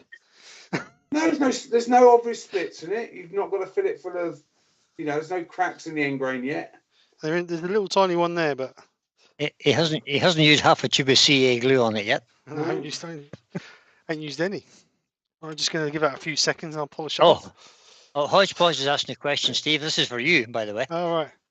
Good. So, is Steve going to reverse this bowl and turn away the recess to finish it, right? No. Yes. I put a mortise in the bottom so that I can, if it needs to, I can repolish it. Yeah. You mean reshape it and do something else with it? Is that No, I won't reshape it. I quite like the shape, actually. I'll get my 6 Weetabix in there. The Yorkshire Grit has said, Les, I'll be able to talk shortly once I've stopped crying into my hanky. I'm not sure what he means by that. No, I don't know. Dave Oatley, question. It's for you, Les. I need another. Lizzie, cider. Please. He's sobering up. Question, Les. Is there a tool you would say don't bother to buy? Oh. I said after the cheek I've had this evening, maybe a Les Thorne. Okay, so yes, there is. I would not buy the generic, cheap, screw fix stroke Chinese. Absolutely tools. not. Never. Okay, because they are not fit for purpose. And I know that's not what you want me to say. So I would say, okay, I'm not going to mention names, but all I would say is that if you are going to buy a deep hollowing tool, yes, okay, any of the deep hollowing tools, I would say find one that works for you, as in go to your local woodturning club, go to your mate's house, try theirs, make sure it works for you, then buy. So don't just go on reviews and like that and say so-and-so's tool is the best deep hollowing tool ever. Try it before you buy it. When I was demonstrating the Rolling Monroe hollowing tool at the shows, I insisted that everybody got on the lathe and had a go. So they could never go home and say, Les, that 200 quid tool you sold me doesn't work. So I could turn around and say, it did work while you're at the show, so obviously you need a little bit more practice with it. So try before you buy, especially with deep hollowing tools. Because there are some on the market that don't work as well as other ones. And you'll not get me to tell you which ones. Good. So, Steve? Yes. Lewis has suggested that I would have thought that the ever-popular rolled edge would have been better used on that ball. No, I refuse to bow down to the population. I will say Oh, something, Steve. I used to put straight edges on my bowls because I used to like it, and then Yeah. somebody told me never put a straight edge on your bowl, and ever since I never have. And yay! actually, I like them without the flat tops. I like them curved. Look, a kind of rolled edge. Yeah. I like that too. Yeah. I like my But there you rolled go. in. I like my if I my go-to would be rolled in. What, just slightly in that Yeah. way? Aye, just like That would always be my go-to. AJK Woodworks has a question for you, Les. If you had Yeah. to choose between the Record Power Maxi 1 or the Regent, this is Record Power Regent, obviously, which one would it be? That's Do you know what? Do you know what's quite nice about this is I haven't used either of them. Either of them. All I would say is that if you're going to buy a lathe, work out who's going to give you the best after sales, and go for Correct. recommendations from somebody that you know or trust, rather than somebody that's paid or to promote or whatever. Yeah. Always go from somebody you know. I have never been disappointed with Axminster's after sales service or their machinery. Yeah, I'm not saying I've always been reliable, but I've never been disappointed with their machinery or their after sales. Yeah. So Well, that would be. I could maybe speak. I think your drinks arrived. AKJ Woodworks. No, that's that same question. Oh, I JD have and owned. Coke. I have actually owned the Record Power Coronet Herald and the Regent. I've owned both of them. And in my opinion, this is just my opinion, the Regent, the Coronet Herald is a better lace than the Regent. But that's just my opinion. Is that the smaller one, Brian? Yeah, that's the smaller one. Yeah, it's better quality. It's better made, I think. The Maxi one, I do know the Maxi one because the Maxi one used to be the Woodfast. Yeah. Back in the day, so I do know the Maxi one. I would say with the Maxi one that if it's got a fault, the motor's in the wrong place. Okay. But that's my observation with it. But I would probably pretty much go down the Axminster route nowadays. That's what I did, Les. I owned the Regent, I owned the Coronet Herald, and then I owned the Regent, and now I own an Axminster 508. Which, yeah, see, we've got a 1628. We've got 1628s in the workshop. We've got the bigger version of them. The 1628. I don't know what they call them now. It's their 2,000 quid lathe with the stand, 2,500 quid. 406. No, it's 508. 508. Yeah, 508. That 1628 as was from Axminster is absolutely indestructible. It's the best. I would if I had to put 20 lathes in a workshop and money was no object, I would put 20 of those in for teaching. There you go. Because they're the right power, they're the right everything about them. Everything about them's about the right size. You know, everything. You know, swivel head. I would go down that route every time. And Simon Hope does the Twister, which I think is a similar type of machine as well, and that's very good as well. Oh. And Paul Kavanagh has said, I wish you had told me that earlier. He's tried every hollowing tool known to man. And he's still trying to find the right one. Well, Paul, I know you, Paul, and I probably would have told you that earlier. Yeah. you weren't listening, Paul, obviously. The good thing with the Axminster is most of the semi-trade or whatever, they're all nice and chunky cast iron beds as well, aren't they? A lot of the record. It's awkward for me because I've always got in the back of the mind that one day somebody might come and offer me 6 figures to go and work for them, and I don't want to I don't want to upset them, do I? No. You don't want a bit of a job before you start. I mean, I can only give you my observations, and that 1628. Like I said, we've got 2 of them in the workshop, and we're all being well. I would quite happily put another 2 in there. I'd get rid. I mean, we've got 2 1628s. We've got the bigger Axminster one. We've got a Vic Mark and a one way in there. I would replace the Vic Mark and the one way with 1628s for teaching because they're a little bit lighter. They're a little bit more user friendly for beginners, and I have no problem with them whatsoever.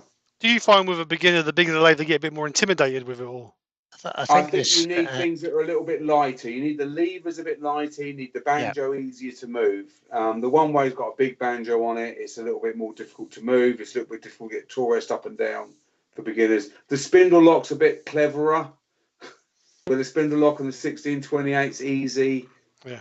It's 3 Morse taper instead of 2. So everything's a bit heavier and a bit more, maybe daunting. But when I do groups, actually, I like to think I can assess who goes on what lathe quite well. Okay.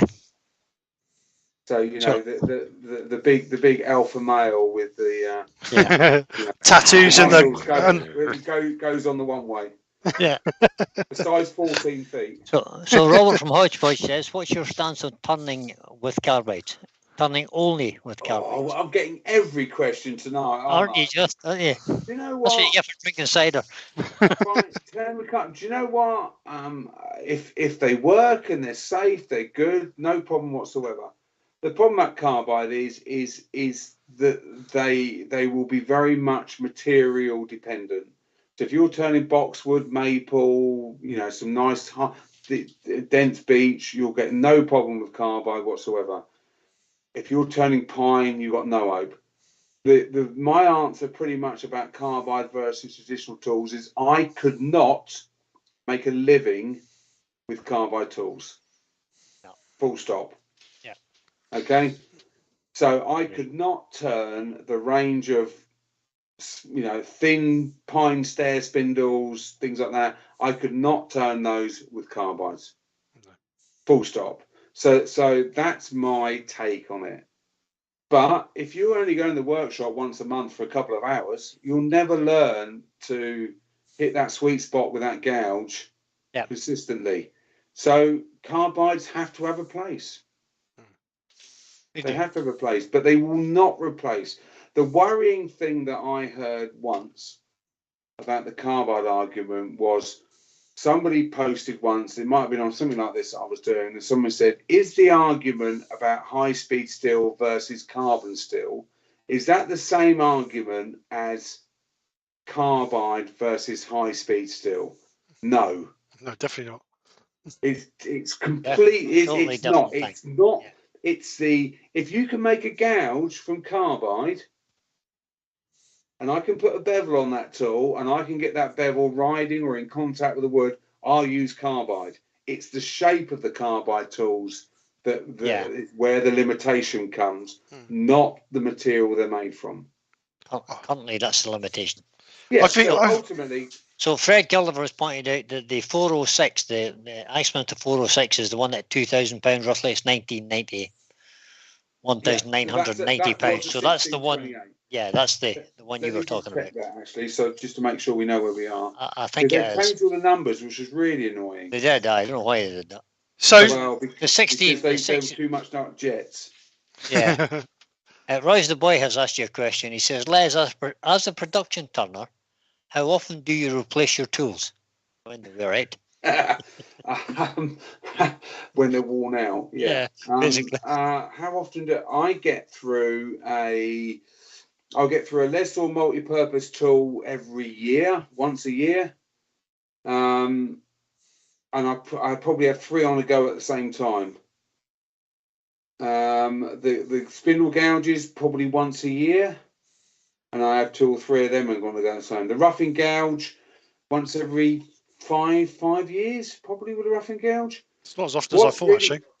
Yeah, what's really weird about it? Sorry, Les, sorry to stop you in mid-flow there. What size of roughing gouge do you use? I use an 1/4 nearly the whole time. Okay. The only time I use a 3/4 inch roughing gouge is when I'm shaping with it. All right. Okay. So I often use it as a big spindle gouge rather than a roughing out gouge. Right. But if I'm roughing out always an 1/4 inch, it gives me plenty of scope to find a sharp edge. Those of you who see me demonstrate will know that I only ever use one part of the roughing gouge at a time, and I just keep moving it round to use a sharp edge as I'm working. Yeah. So the 1/4 inch gives me enough as I go around. It's a massive investment, the 1/4 inch though. I don't know how much they are now, but they must be 60, 70, 80. I'm sure they are, right? I'm sure they are. So they are a big investment. But I do shape quite a lot with the roughing gouge, which you won't see me do in a demo. Okay. The reason for that is because it is one of those tools. If you did get a run back with it, it's not very pretty. Yeah. And so it's one of those tools. It has big wings for catching too. Yeah, I don't show people what. Yeah. But I do tell people in demonstrations. I have a small window into my workshop, as Steve will tell you, from the woodturning shop into my workshop. And if you see me working there, I do turn differently than I would do in a demonstration. Yeah. Okay. I'm about stock removal and stuff like that. People, I don't. We don't wear out tools as regularly as people think. People think we grind them away like mega quickly, and we get through one every 3 weeks. Not quite. No. Well, high speed steel's made a big difference, hasn't it? Well, it has made a high. Well, the main thing about high speed steel is it's easy to sharpen because you can burn the hell out of it and it still works. It does. Yeah. The thing is, you say it doesn't disappear. You say the bulk, rough and spindle gouge, say 80 quid for over 5 years. That's not expensive, really, when you think about it, is it? No, God, no. And we're lucky in the fact that wood turning tools are not expensive. Yeah. Well, but for the amount of time that the length that they last, they are not expensive. I mean, I'm not going to say they're an investment because that's just really, they don't make you money. They might make me money, but they probably won't make most people money. No, definitely not. So, sorry to interrupt, but Susie has said, since there's no turning happening, Steve, could you share the screen? I've already done it. So that people can see the worms? Oh, okay. Sorry, mate. Well, I'm not watching YouTube, you see. I'm just watching on Skype. So. My iPad's just gone low thing. My wife's, we've obviously been nattering. You've dropped the wire. Where is that comment from Mr. Mike Walt? He said something earlier. Something about knitting, I said. Well, Mike, can we sing to Mike, the wheels on the bus go round and round? we could easily do. I bet he's never heard that before. I'll bet he's never. Well, not tonight anyway. Jared French Turner says, sorry, gentlemen, need to hit the sack. Busy day tomorrow. See you later, Jared. Thanks for your input. Good to see you, Stephen Brown. Thanks, Jared. Glad you enjoyed it. Oh, Roger, Phoebe? Phoebe? Yeah, Roger, Phoebe. Yeah. Hello, Roger. I know Roger very well. What's your opinion of carbide tools with a negative rake? Oh, here we go. Negative rake. Okay, so I would use a negative rake scraper as an aid to scraping. Okay, I have never, but then again, I don't turn tons of different types of wood or something like that. I've never found that a better cut from a negative rake scraper. What I find is that the negative rake scraper has a bigger margin of error. In the fact, you can stick it in different places and get away with it more with a negative rake. So I would use a negative rake scraper as a teaching aid to allow me or allow the student to get it wrong, but get away with it more. Yeah, okay. Makes sense. There are people that are much better scrapers than me who use a negative rake scraper to they can on the materials that they're working with, it gives them a better cut, and that's fair enough. I live in the real world. You use the technique that you used because you used it last time and it worked, and if it didn't work, then I'll try a different technique to get the finish. Very good. Andy H for turning some to go. But there's a good question here from Susie the wood turner. Susie's quite new. What's it? What's it? What's it? No, I've plugged it in. No, I've managed to plug in. She needs a That's why it's little funny shaped crisps in it. That's a what's it? That's what I thought. No, what's it? It's a charging lead. So she's listening to every word I say. So it's a good job I didn't tell you how much my fishing rods cost. Indeed. So Susie the wood turner, Susie the Swiss wood turner, who's fairly new, Les. She's fairly new to wood turning. Mm-hmm. She says, what would be your top 2 or 3 pieces of advice for a beginner, for a complete beginner? Go and get a hobby that means you can go in the fresh air. Get a less expensive hobby. No. Don't do wood turning, yeah. Right. No, I am joking about that. Right. So the best advice would be, okay, and this is one of the things I always tell beginners is when you're setting it up. I mean, I don't know if you've got equipment yet, but one of the best things I always tell people when they get equipment is you buy good tools, good chuck, good sharpening system, and whatever you've got left, you then spend on a lathe. Because cheap tools, cheap sharpening system, cheap chucks don't work. But cheap lathes still make the wood go round. Yeah. Okay, so that's it. Sound You work out your budget. You spend you buy a good sharpening system, good tools, good chuck, and if you've got 300 quid left, you look for a cheap second-hand lathe somewhere, and it makes the wood go round, because that's the thing that you're always going to upgrade anyway. Okay. Now the other piece of advice against, that goes against that completely is, don't spend 10 grand on buying the best lathe, the best chuck, the best tools, the best sharpening system you ever imagined, because you'll actually then may realize how difficult wood turning is, and you'll frustrate yourself because you spent all that money on that equipment and you can't use it properly. And that's the two type of students that I have. The guys that spend too much and the guys that spend not enough in that basis. And the other thing is, get yourself for some professional tuition. Okay, it's simple as that. Whether or at least somebody who is a competent amateur. Don't get instruction from the guy next door unless you know he's an incredibly safe wood turner. He may have been getting away with it. I know some fantastic wood turners. If you watch their technique, you'd go, wow, how does that equate from what you're doing to what you're producing? Okay, you need to find somebody that is safe, competent wood turner. We're lucky in the UK that we do have we have the registered professional turners where everybody is assessed to a standard. Okay, so that helps in that basis. But generally, it's just about go speak to the person on the phone. Do they sound like they're making sense and stuff like that? Yeah. Actually, saying no, don't do that, because if you phone me up, you'd never come on a course with me, would you? But don't you think that health and safety is the biggest part of turning? There's so many. No.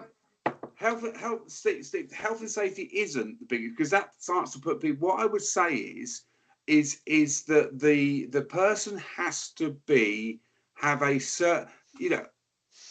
I had a lot of students the other day. I want people to have dig-ins.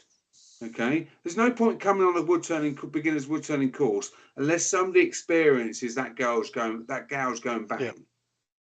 I don't want them to experience that in their workshop on their own. I want them to experience that on the course. So, I don't get them to do things wrong on purpose, of course, but I want them to experience that. Okay. Yeah. My most important thing on the courses is to get the person to do a bad bowl, but all their own work. Right. Oh yeah. Yeah. So many people go on wood turning courses and come out with an amazing piece of work that they have no idea how they've made. How they managed it, yeah. And I want a piece of work that they can put on the side. Then when they next make a bowl, they can be as good as that, or if not better, instead of that piece that they, that is just amazing. I don't want my students going with very, very poor wood turning. Some of them go home with good pieces, but the majority of them go home with the pieces, or 90%, 95% all their own work, and not very good. So we've had a question from Douglas Mungham. He says, question, Les.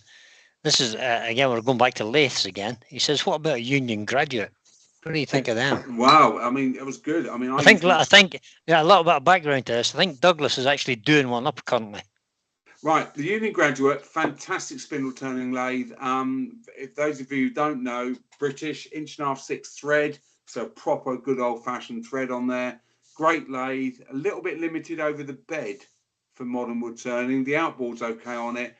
Yeah, good lathe. Yeah, don't get me wrong, very, very good lathe. Put a variable speed on it, good cast, good bearings, good cast iron head, great lathe. Yeah. But like these things are, you probably want to know the history before you buy them. Correct. Yeah. That's the thing about it. Will they be brass bushes in them then? No, they're deep seated ball races. Oh, right, okay. on the thing on the graduate. Yeah, good. It's a good lathe. Yeah, Harrison graduate. Those of you who don't know, it's the grey lathe you always see in schools. That's it. But so Tim from you used to see in schools, yeah. You can still see them in schools, but they're usually under a dust cover Or a nowadays. big sanding disc stuck on them. Yeah. Yeah. TFT, Tim from TFT Turning says in agreement with you earlier about buying your good tools and then buy a lathe. He says his lathe was 400 quid. An Axminster 370. Been running for 3 years, never missed a beat. So you can pick up good second-hand lathes. Do you know? a I mean, reasonably good one. Yeah, I mean, the thing about second-hand lathes is you want to buy a modern second-hand lathe. Yes. What you don't want to do is buy I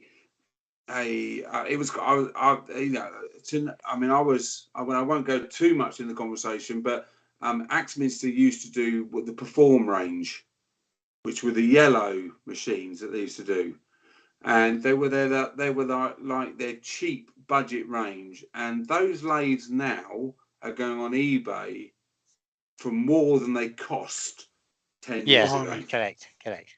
And I was actually speaking to the boss of Axminster Power Tools about 10 days ago and said, why didn't we just fill a warehouse full of these cheap lathes that we can now sell on eBay second hand for twice as much as they cost new?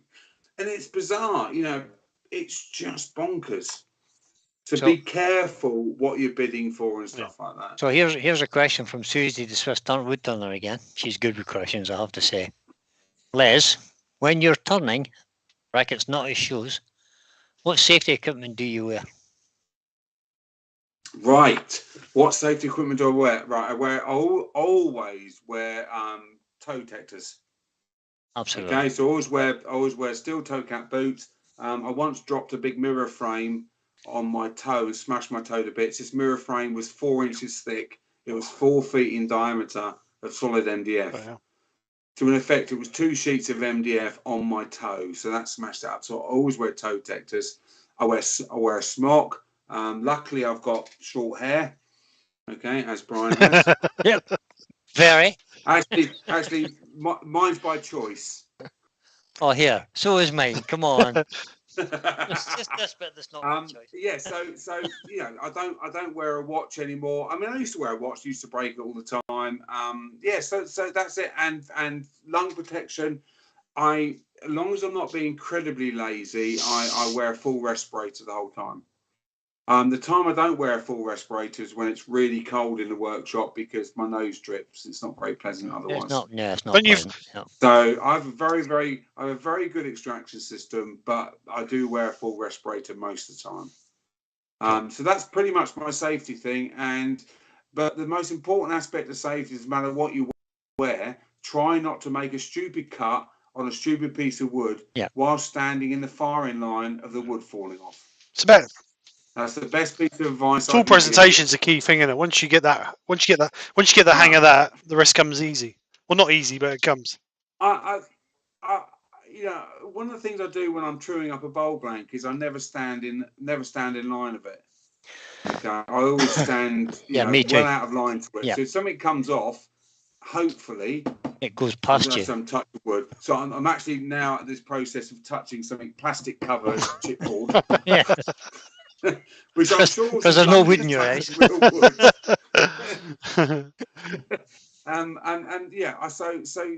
risk assessment, because like I said before, I turn pieces of wood where if they come off, they are going to cause you serious injury, and most of the times they're glued together by people I don't know. They might be glued together by the guy that's had the argument with his wife the day before. He might be a bit grumpy. We might hate wood turners. You might hate people called Les. Who knows? And he's used milk instead of CA. Yeah, exactly. Yeah, you might, So another quick question there from Robert Hodgepodge, and I kind of was thinking this myself.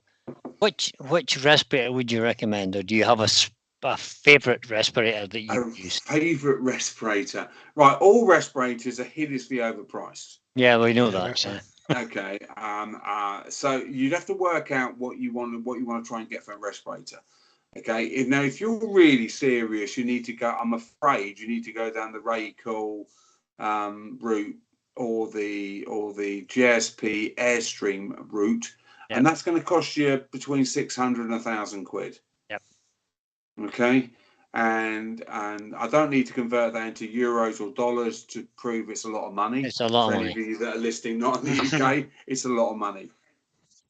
Basically, it's a lot of money for a piece of filter material, a small plastic fan, a battery, and a plastic hood. Correct. That's That's what it is. Yep. Now, I would say the best one, if you're not looking for full-blooded, massive impact protection, is the Axminster Evolution. And the reason I like the Axminster Evolution is because it's comfortable.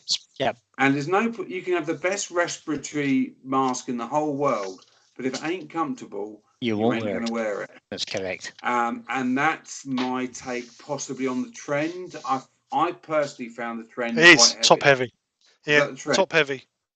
It's The battery's top in heavy. there, so. And I don't think it's comfortable. And I don't think I think most of the people I know who've had a trend, and my own personal observation with the trend was that I didn't find it comfortable, so I didn't like wearing it. And if you don't like wearing it, it's your hobby, you won't wear it. I have the Axminster one, and I find it really well balanced, and it's easy to wear all day. But it hasn't got the protection. No, it's not as much protection. It hasn't got the impact protection that the other ones have. No. But as you said, if you're standing out of the line of fire, you shouldn't really need it, to be honest. I mean, I'm currently using a sort of slightly I'm using a Scott VersaFlow with a bastardized JSP airflow helmet. Yeah. I sort of mixed and matched mine. And the Scott VersaFlow is unbelievable. But the charger is 100 quid. Gee whiz. So it just goes to show that they are so much money. But that is brilliant. That is a proper, it's designed for hazardous products. Yeah. So that to me is the thing. But the other, and if you're going to go down just a normal face mask with a mask, use the half mask. Who makes the half mask? M3. M3 make one. Is it M3? M3 make one. Yeah. Yeah, that's brilliant. That one, for 20 quid, you can't go wrong with that. But wear it all the time. Don't just wear it when you're sanding. Wearing it when you're sanding is completely pointless. You need to get one that's comfortable all the time. I had a trend. Go on, sorry. No, go on. I'll see if I can find this trend one when I first started. I've got one simple question for you, Les. This is a simple question. This should be really easy to answer. Go on. For Mark Onslow, do you turn left or right-handed? Right, I am incredibly right-handed, but I can turn left-handed. Two reasons. One is the guy that taught me every time I mastered a cut said do it left-handed. Yeah. So I did. And the other thing is I teach left-handers left-handed. Yeah. Because it's easier for me to try and show them rather than this is the way I stand, the way that you stand. But there are, do remember that lathes are right-handed. Okay, the majority of cuts that you do will want to be right-handed. Yep. Okay, and my battery's still going. Let me just plug that in a bit more. Okay, so just remember that I'm down to 4%. Oh no! You could die in a minute. I could die any minute. I have to go on the phone. So just before you do die, then. No, that's fine. I don't understand why it's not. It should be charging quicker, and I can use it, shouldn't it? Should be, yep. Okay. Apple. Eh? I've got to go. Keith Jarvis has just said, guys, I've got to go. But thank you to Steve for the turning, Brian for your leading, and Les for your answers. One of the best lies. Did Steve use some turn? I just stood in the corner. That was the video I was playing in the background. I was just sat here listening. If you want to play a video, Steve, I could lend you one of mine. Some people are actually watching the turning. Surprise, surprise. No, what I was going to show was I had a trend like the M3, the just a normal respirator mask, but Trend do one with the replaceable filters, but it is actually specifically designed for wood turning and woodwork, and it's got the proper filters in it for it. But I can't find where I've put it. But they're only about 40 quid. But like I say, I see it somewhere. But I mean, I always tell people go down that evil. Oh, I think I may have lost. Oh, we've lost Les. Damn, we've lost Les. His battery has finally died. Da, da, da, That's a da. shame. If you wanted to go, Let's see, will he if he wanted to go, he just said. He didn't have just to leave, like. Did he? I think his battery is finally carved. Well, we'll give him a couple of minutes, see if he comes back. If not, we'll. Yeah, see if he pop back in. So Tim from TFD Tony says the 3M 680 is pretty much the same as yours, same as what I have. It's a little heavy for all day use, but super comfortable. I find with the edge. I find with the. Back again. Yeah, you are. You're back. Yes, you are, Les. How are you, Les? Oh, I thought you thought you got fed up and just left. No. I think my battery is running out. But all I would say is the Axminster Revolution. It's very comfortable. You will wear it all the time. Yep.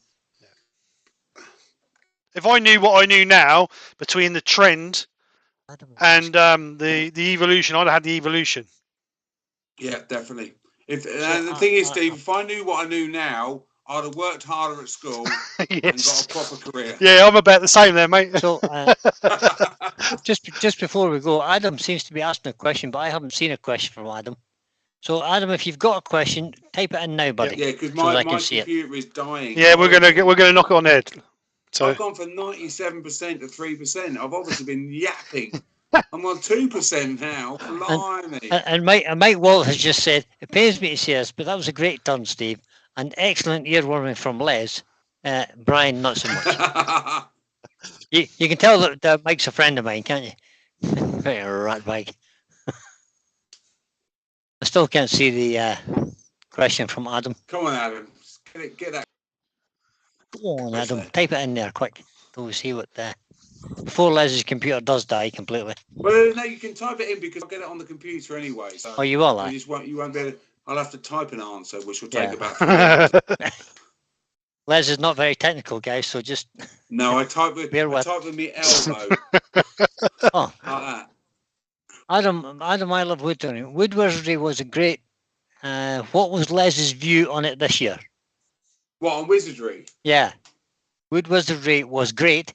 What was Les's view on this year? Right. For those of you who don't know, Wizardry and Wood was an event we held in Carpenter's Hall in London in October. I would say it was good. I mean, I think the footfall was down as per normal. Yeah. But I think it's good. I think it showcases some of the best wood turners in the country and stuff like that. And I think it gives everybody something to aspire to. I mean, obviously, I'm not going to say it was rubbish because I actually helped curate it. So I'm one of the people that helps to organise it. But yeah, I think it was good. What did you think of it, Adam? That's the question. I was there to make money. Well, he said it was good. Wood Wizardry was great. It was good, and there was some good stuff going on. Yeah. The issue always is it the right place to hold it right in the centre of London? Because obviously it's an awkward place to get to for a lot of people. But the trouble is, when it's being underwritten by the Worshipful Company of Turners, they are a livery company that are based in the city of London. Yeah, absolutely. So that's where they want to hold their events.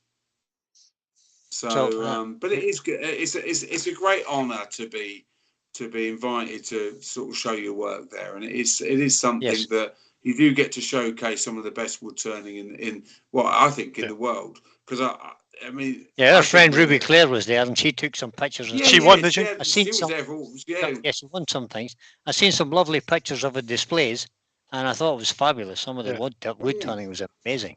There were obviously some good points to it, and there, some amazing points. There are obviously some things that they need to get better next time, and hopefully they'll take those all on board and stuff like that. But Ruby won a prize, didn't she, for her work? So she had 2, didn't she? Did she not win 2 prizes? I think she did. She did 2 things. I think it's brilliant, and it's great to see these. It's great to see. Everybody has a chance of winning. If you do that amazing work or do that, get it in there. I once said to somebody, if you want to be well known as a wood turner, don't sit in your hollowed out cave in Wales expecting everybody to come to you. Come and see you. You have to put in the hard yards. Yeah, definitely. You have to put yourself out there a bit. Yeah. You have to put yourself out there. You could be the best. There could be the best wood turner in the world out there that nobody's heard of yet. No, it's good. And So this, you know, I'm going to read this comment out because we're kind of come towards the end. I think. yeah, This Brent Braycroft has said this is, and this matches of what a whole lot of other people have said. Says what an amazing evening, one of the best and entertaining evenings with great questions and answers, with some fabulous presenters. Thank you, Brent. Thank you very much, oh, Brent. bless you, everybody. No, that's fantastic. So that's coming Obviously, from a whole lot of places, I have to No, say. that's and thanks to very strong cider and Jack Daniel. And Mrs. Thorne for Yeah, bringing the Mrs. tea. Full. And Mrs. Thorne Yeah. for bringing it. The backbone. The Very backbone. Yeah. Behind every great man Is a great woman. There's a woman with a cattle Yeah. prod. Just Yeah, look, exactly. see, the man thinks they're in control, but the woman's just guiding them where they want them to go. Exactly. Very much. Right, so. we'll knock it on the head then, shall we? 'Cause it's been on nearly 2 hours. No problem. We have. That's been Right. a great show. Thanks very No, much. thank you for turning, Steve. Thank you for Brian. Thanks for the invite, No. Steve. And if there's anything else I can help you with, mate, later on the year, let You're a me know. star. Thank you very much. Thanks, Les. No Thank you very problem. much. Cheers, guys. Really Thanks enjoyed everybody for turning up, and I look forward to seeing you all very, very Yep. soon. Right, Cheers, then. don't Bye-bye. don't sign off just yet, Les. Stay where you are just No, for a minute, I'll Les. stay Right, now. guys. So thank you very much for coming over. I really do appreciate you guys coming over and asking Les some questions. Some amazing questions. So thank you very much for that. Les said what he said. He answered every single question. So thank you very much, Les. Oh, Les has gone again. His computer's Yeah. died again. Right, so we're going to go off. No, It's it's because fine. I can't work. Oh, there Oh, he's back back again. Right, so we're going to go. So anyway, guys, I'll see you. Good I'll night, see you guys. Sunday. Thank you to Les. Thank you to Brian. And thanks to everybody who came over. I really did enjoy tonight. It's been absolutely awesome. So, and I did a bit of turn as well. So even better. Right. Night, guys. Yeah, Did you? just a little bit. Night, guys. Have a great weekend. Speak to you Okay. soon. Good Bye, night, bye-bye. everybody. Bye. Bye, everybody. That's all, folks.